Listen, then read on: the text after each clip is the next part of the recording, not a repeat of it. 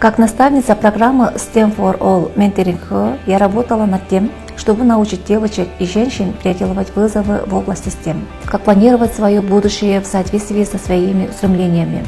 Научила создавать карту желаний на ближайшие 5 лет, ставить большие цели, а также составлять планы реализации этих целей. Кроме того, мы с моими подопечными поработали над повышением самооценки. Послушав мои лекции, многие участницы отметили важность полученных знаний, а также высказали идею о том, чтобы подобная информация была доступна как можно большему количеству молодых кыргызстанцев, поскольку она поможет им расти как личность и как профессионал. Эти занятия помогли девушкам раскрыть свой внутренний мир, определить свои истинные желания, поверить в реализацию своих истинных целей, начать действовать без колебаний и без страха. В этом, на мой взгляд, и выражается успех программы.